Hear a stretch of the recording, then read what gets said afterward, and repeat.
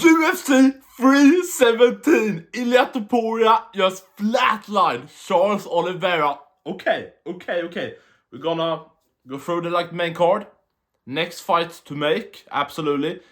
And who should be fired, as we usually do in this channel. Let's start, absolutely. Jack Hermansson versus Gregory Rodrigues. We can start there. This is not how I wanted my experience of the card to start. As a Swedish Viking, it hurted to see Jack Hermansson get flatlined. I mean, I was afraid for Jack going into this fight. He fights once a year. It's close to a year and a half, I believe, since he last fought against... he beat Joe Pyfer, really. Pretty impressive at the time. But, he never fights once a year, once every 2 years. We know that activity in this sport and in combat sports overall is most of the time what you need. Ring rust seems to be a real thing for most people if you're not like Dominic Cruz. So yeah, he came out, tippy-tappy. But as I thought, he didn't have anything on the feet. I think we have realized in the sport, watching Colby versus Buckley, now Jack versus Gregory Rodrigues, and many other examples. Even if you have a wrestling threat, or if you're a veteran, or you're well-rounded, if you don't have any big threat on the feet, someone can just walk you down and bully you. And Gregory Rodrigues, actually, Hermansson seemed to bust up Gregory Rodrigues. Gregory was bloody, and I was like, whoa, when did this happen? Okay. But yeah, let's not harp on this too much. He flatlined Jack bad. Sad for me as a Swede, but credit to Gregory Rodrigues. Sick KO. Oh my god. Yeah. Let's go to the main card. Good for Gregory Rodrigues. Jesus Christ. Of course, first round KO. Jesus. Peyton Talbot versus Felipe Lima. And I think here we start with not the smartest game plan maybe, or the smartest fight IQ. Of course, your coaches and everything can tell you a million things, but it's up to you in the cage. So gay boy, Peyton Talbot won. Not really what we wanted. But I predicted correctly. So why not? Okay, let's take this off because it's too hot for this. I don't know how my hair looks. Peyton Talbot, yeah. He won. Decision, good for him. Honestly, watching it live, I felt like Felipe Lima got the first and second round, I believe. Yeah, if I'm thinking correct. But yeah, Peyton got it. It's fine. Yeah, just not the smartest game plan, in the grappling, and yeah, as Felipe Lima's coach said in the corner, believe in your striking more. Because I felt, especially early in the fight, Lima were definitely landing the bigger shots on Peyton coming in. And yeah, Felipe Lima, pretty young, with some adjustments and maybe a bit better fight IQ. He could have won that fight. So he's not done. Good for Peyton after the last terrible performance against the Barcelos, right? Let's move on. Oh no. Okay. No. This is not what we wanted. Money Moicano, Moicano versus Benil Dariush. Another decision, of course. Benil Dariush won.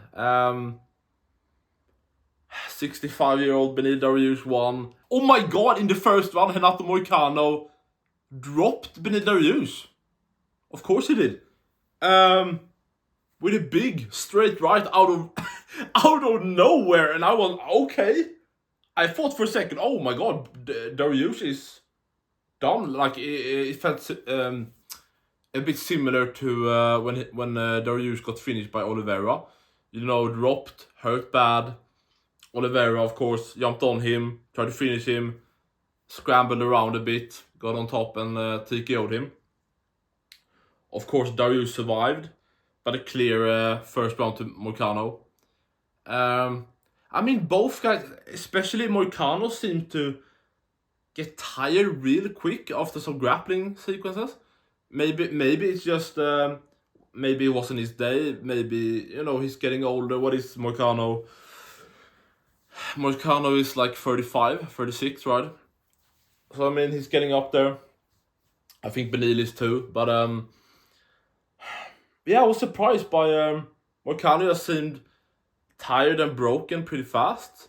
Not what I expected at all, you know, after, you know, even seeing him against Makachev being switched on, and his amazing performance against Benoit Saint-Denis. Yeah, just like, we love Money Moicano, he's great. Money, but yeah, just not what I want to see from Moicano. Can he come back and win? Absolutely, just not. Yeah, sad. Dariush won, got the third round. Oh, should we move on? Yeah. Okay, fight of the year contender. Jesus Christ. Okay, Joshua Van versus Brandon Royval. I mean, here for me was kind of when the night was starting to turn around a bit. Dude, in the live stream, I was laughing at Royval, doing the doing the middle finger to and everything. I don't like Royval. I think he's a bitch. I was so happy to see him lose, but yeah, because Van dropped Royval. Was it in the first or second? I don't remember exactly. But I believe Royval got dropped. And, you know, this was a fight. I was not confident going into the judges. I was like, you know, both guys, back and forth fight. Both guys were landing shots. I believe Royval landed more throughout the fight, I think. Yeah, for me, it just was clear Van was landing the bigger, harder punches, which we saw when Royval got dropped and tied up and hurt. Some moments, I believe. I mean, what can I say? Amazing fight. If you saw it, you saw the crowd, you heard the crowd. Yeah, amazing fight. I'm gonna be honest, I'm not the biggest fan of the flyweight division. Have never been, never cared about Moreno. Yeah, but I mean, credit to the flyweights, credit to the small guys. Joshua Van, sick. He's only 23. He's younger than me. Okay. So that's insane. Seems like he's gonna fight Pantoja. We're gonna get to that. But amazing from Joshua Van. Royval, F yourself. Next fight, speaking of Pantoja versus Kai Kara France. I'm not a fan of Kai Kara France. You know, he's like whatever it is he's doing. When he looks like a fucking retard. And his friend with Israel Adesanya. He pulled out against Manel Cap. And if you're a Manel Cap fan, how could you be a fan of Kai Kara France? Yeah, it just was fantastic for me to see. Arguably for me, best fight of the night. Just saying, Kai Kara France just get bullied, dominated, and I believe even. Am I correct? He tapped, but like went to sleep. He tapped, but then yeah, whatever happened. I believe he tapped and then went out because he just lay there. So fantastic, Pantoja, amazing. John Anik, for some reason, early in the night said Pantoja. What did he say? Pantoja possibly the flyweight GOAT. 3 defenses to 11. I mean, he's not even close to the flyweight GOAT now. You can't have 4 defenses to 11 and be... Let's not get me fucking started on that. So retarded. The main event. Ilia Topuria versus Charles Oliveira. I mean, not much to say. Okay, we can go through the fight. It's not that much to go through, honestly. It started as I thought and as I hoped, and as it sounded to, you know, Ilia wasn't gonna back down. As we know, Oliveira is not the guy to back down either. And yeah, they started to throw shots. Oliveira smart threw like 1-2 push kicks or whatever you said to the body. It seemed like he wanted to push Ilia to the cage. Of course, smart. If I fought Ilia, that's probably what I would have done. Try to some way kick him or pressure him towards the cage. Yeah, so smart game plan from Oliveira, of course. I mean, he got hurt pretty early on, I believe. What was it? Yeah, Oliveira tried to take Ilia down, exactly. They got into the clinch. And somehow Ilia landed on Oliveira in guard. And I was like, oh, okay. Nah. Like, you never know. Boom, triangle out of nowhere, Paul Craig style. I got a bit iffy. But Ilia seemed to know what he was doing. And Ilia, out of nowhere, Ilia said that he felt that he was better everywhere than Oliveira. And if you've seen his record outside the UFC, submission after submission after submission. So he's an all-rounder, absolutely. Yeah, so Ilia out of nowhere from guard just passed and bam into side control. Immediately, and oh my god, Ilia is on side control of Charles Oliveira, and then he got his arm, and basically, I mean, 90% had him in what do you say? Whatever it's called, I can't remember right now. Ilia just passed over side control, bam, got locked in Oliveira's arm with his legs, and was like, oh my god, he's just... I mean, he started to dominate Oliveira in the grappling. It was insane. And of course, Oliveira, high-level grappler, like scrambled out of it, whatever, got in a better position. Oh, of course, he got tried to go for like a heel hook or something, and that probably was the scariest moment for Ilia in the fight. He got the leg, but Ilia stayed safe, did the right things, got the leg out after like a few seconds, and yeah, just like backed off. The referee stood it up, and it wasn't long. I mean, I've seen the replays again. You guys probably have seen the replays of Ilia. I mean, his punches just sounded and looked so hard, and that's what she said. And I believe he bam, hard body shot, bam, hard jab, and then like bam, bam, and quick, powerful Oliveira, boom, out cold, bam on the ground. Wasn't necessary, but looked amazing.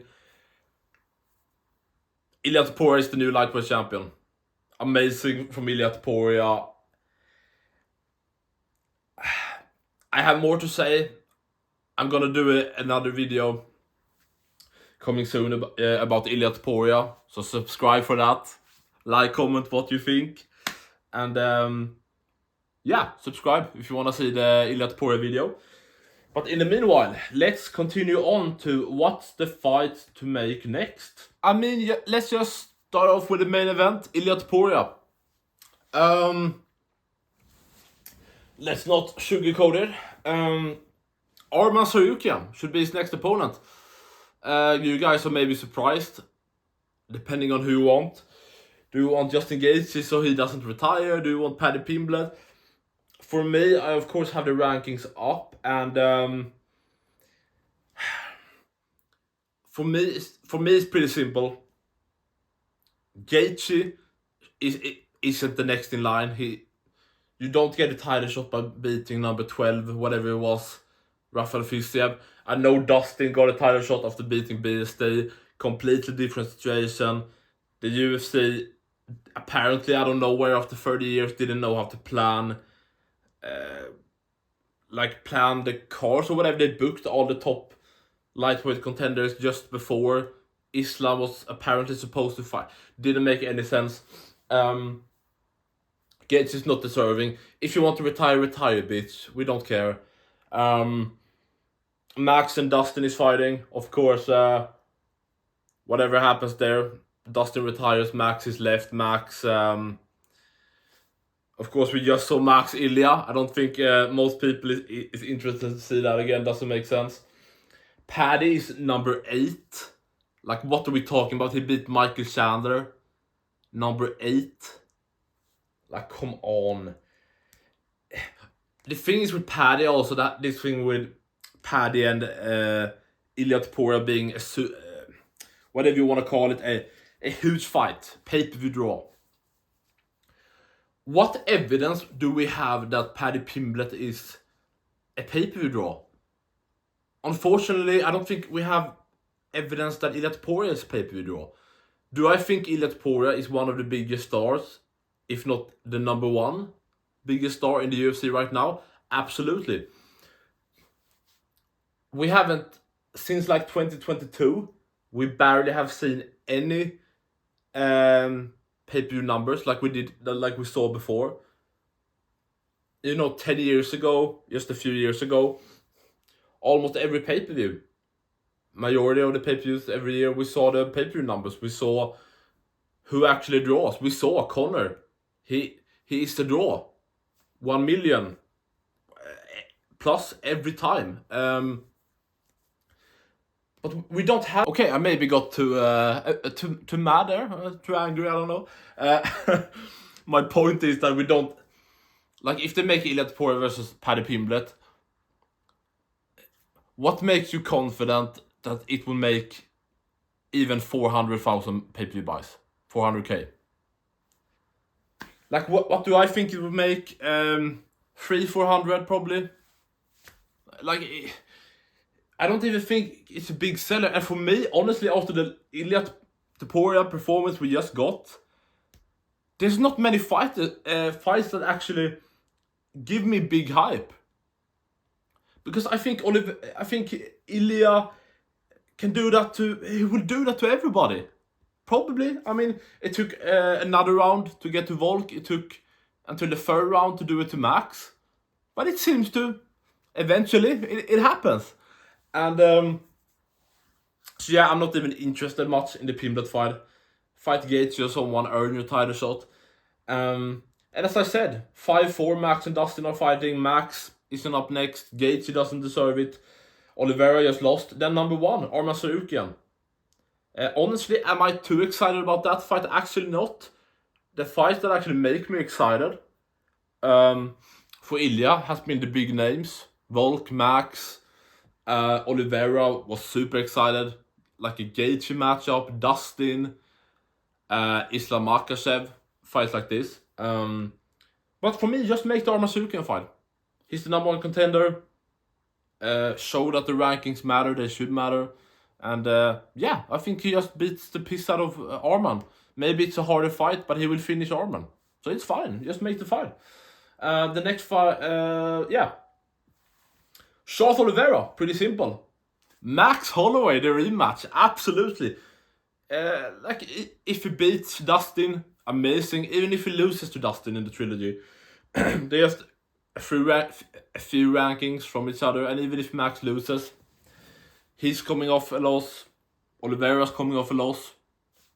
We need big fights now on pay-per-views. Max vs Oliveira, big fight, great fight to put on a pay-per-view as a co-main or in a feature fight. Amazing. We haven't seen them fight since I believe it was 2015, 10 years ago. Make that fight before Ilia, Arman, Oliveira, Max. You can have them on the same card in MSG or December. Absolutely. So yeah, Pantoja. Pretty obvious. Pantoja versus Joshua Van. He will probably do the same to Van as he did to Kai Kara France. Sad. But I guess we hope that... I don't know, actually. I would imagine most people want Van to like flatline Pantoja.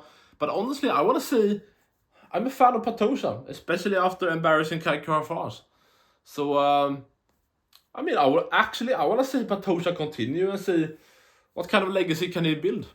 We'll see. Kai Kara France, man.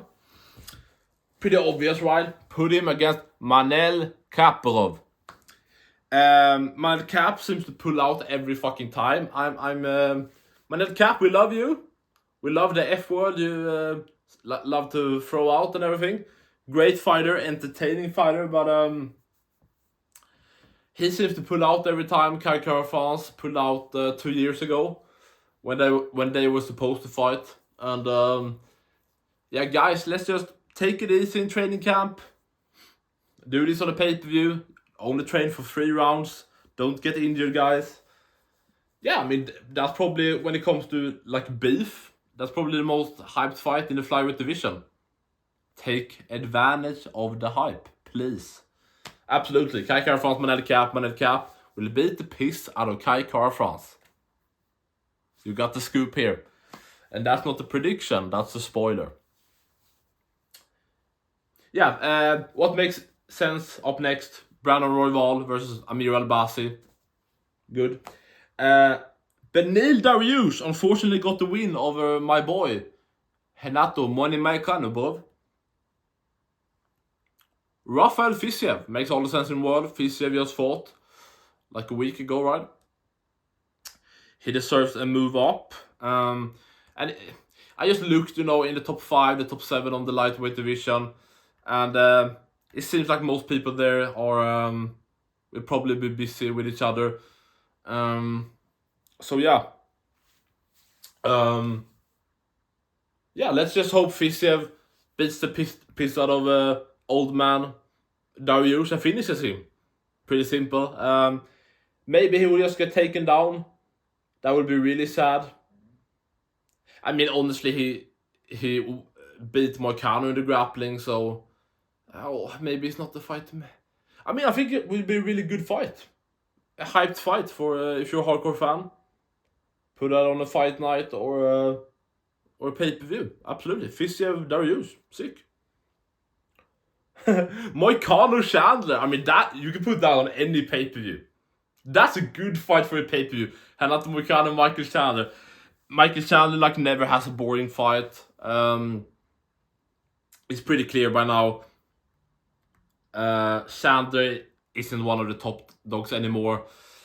They did the Paddy Chandler fight.